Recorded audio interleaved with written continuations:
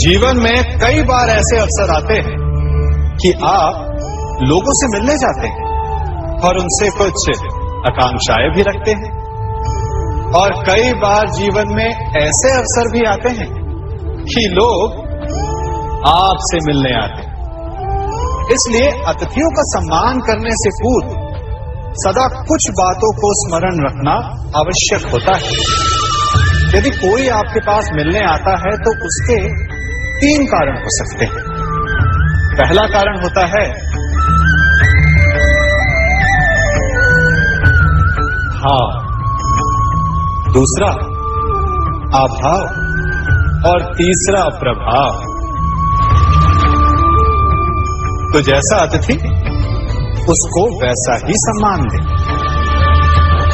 यदि आपके पास कोई भाव से आए तो उसे केवल आपका प्रेम चाहिए, आपका सानिध्य चाहिए, और यदि कोई अभाव में आया तो उसकी उतनी सहायता अवश्य करें जितना आप करने में सक्षम हो, परंतु इतनी अधिक भी ना करें कि वो उस सहायता का दुरुपयोग कर बैठे।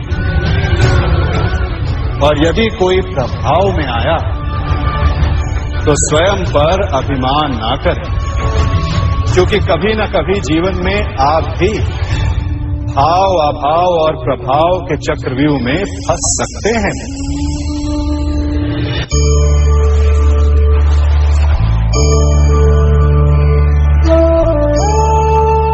यदि जल को मुट्ठी में कसकर बांधें तो जल कैसे अपना मार्ग बनाकर निकल जाता है, इसी धारा की भांति यही अवस्था हमारे अपनों के साथ भी होती है। अधिकतर हम जिनसे प्रेम करते हैं, हम सदा उन्हें अपने समीप रखना चाहते हैं, स्वयं से दूर नहीं होने देना चाहते। चिंता करते हैं, भय खाते हैं कि कहीं उनके साथ या उनसे कुछ बुरा घटित ना हो जाए, और ऐसे में हमारे अपने ही हमसे दूर हो जाते हैं, ठीक मुट्ठी में बंधे जल की भांति। इसलिए जिनसे आप प्रेम करते हैं उन्हें स्वतंत्र कर दीजिए, उनकी सोच को स्वतंत्र बनने दीजिए, उन्हें अपने मार्ग स्वयं ढूंढने दीजिए, क्योंकि आप सदा उनके साथ उन्हें मार्ग दिखाने के लिए नहीं रहने वाले। इसलिए अपनों के साथ अवश्य रहें, परंतु उन्हें बांधे नहीं। जन्म के पश्चात बालक जब पहली बार अपने नेत्र खोलता है तो उसका मन उत्सुकता से भरा होता है कि ये संसार क्या है, उसे क्या दिख रहा है। ये उसके जीवन का नया आरंभ होता है। परंतु जैसे हम धीरे धीरे बड़े होने लगते हैं, अनुभव अर्जित करते हैं, हमारे मन की उत्सुकता, हमारे जीवन का चाव होने लगता है। तनिक सोचिए, जब हम सुबह सोकर जगते हैं, अपनी आंखें खोलते हैं, तो उसे ही हम अपने जीवन का प्रारंभ समझ ले तो सुबह से लेकर संध्या तक के समय को ही अपने जीवन जीने का समय समझ ले तो कितनी स्फूर्ति आ जाएगी। आप कितने काम कर पाएंगे, कितने लक्ष्य अर्जित कर पाएंगे। फलों से मिलकर घड़ी बनती, घड़ी से मिलकर प्रहर, प्रहर से मिलकर दिन बनते हैं, और दिनों से माह और वर्ष। यदि आप अपना हर पल, हर प्रहर विश्वास से, हर दिन उत्साह से जिए तो आपका संपूर्ण जीवन सार्थक हो सकता है। मनुष्य अपना जीवन विश्वास पर जीता है, परंतु विश्वास किसका? तनिक सोचिए, किस पर विश्वास है आपको?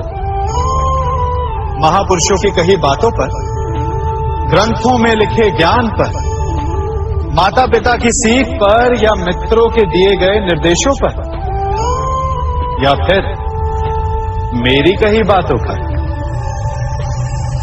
ये सब विश्वास अपूर्ण है जब तक आपको स्वयं पर विश्वास ना हो। यदि विश्वास करना है तो पहले अविश्वास करने के विज्ञान को भी सीखना चाहिए। आप किसी की बातों पर विश्वास न करें। आप अपने मन से पूछें, अपनी अंतरात्मा से प्रश्न करें, और जो उत्तर मिलेगा वही सबसे उचित होगा। जब आप अपने मन, अपनी अंतरात्मा पर विश्वास करना सीख जाएंगे तो नीति ज्ञान सब आपके भीतर से स्वतः उमड़ेगा। और यदि आप स्वयं पर ही विश्वास ना कर पाए तो धर्म ग्रंथों में लिखे श्लोक, महापुरुषों की वाणी, माता पिता की सीख या मित्रों का निर्देश कोई भी लाभ नहीं दे पाए। एक पिता होने के नाते आप अपनी संतान के लिए क्या करते हैं? उसके लिए बहुत सारी सुविधाएं जुटाते, बहुत सारा धन कमाते हैं ना? और क्या आपको ऐसा लगता है कि यही उचित है आपकी संतान के लिए? इस पंछी को देख रहे हैं, ये भी संतान को जन्म देता है, उन्हें पालता है, पोसता है, उड़ना सिखाता है और भोजन का प्रबंध भी करना सिखाता है। परंतु उनके बड़े हो जाने के बाद उनके लिए अलग से घोंसला नहीं बनाता। क्यों? क्योंकि यदि इसने संतान को सब कुछ करके दे दिया तो संतान क्या करेगी? वो अपनी संतान को तब तक भोजन कराता है जब तक उसकी संतान स्वयं भोजन का प्रबंध करने में सक्षम नहीं हो जाता। और उसका लाभ ये मिलता है कि उसी की भांति उसकी संतान आत्मनिर्भर बनती है।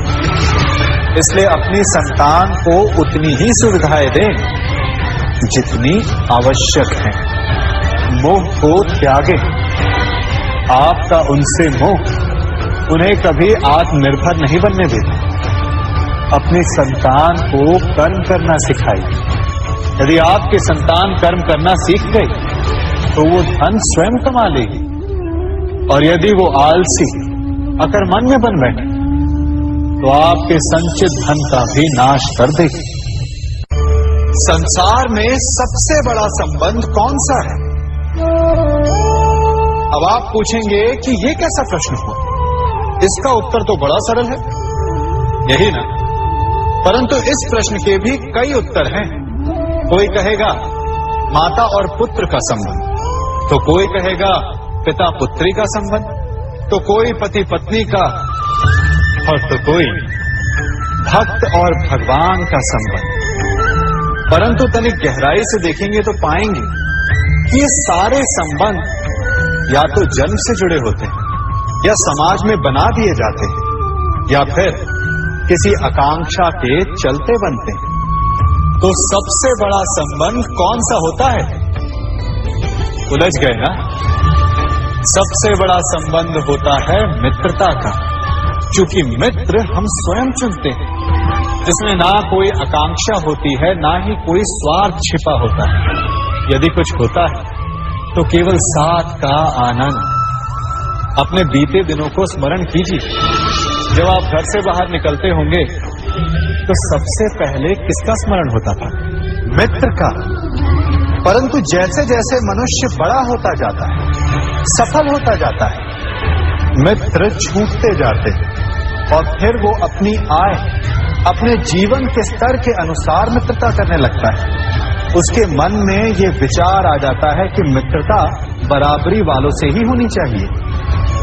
यही सोच अनुचित है, क्योंकि मित्रता बराबर वालों से नहीं होती, मित्रता हमें बराबर करती है। इसलिए नए मित्र अवश्य बनाएं, परंतु अपने पुराने मित्रों को भूलिएगा मत।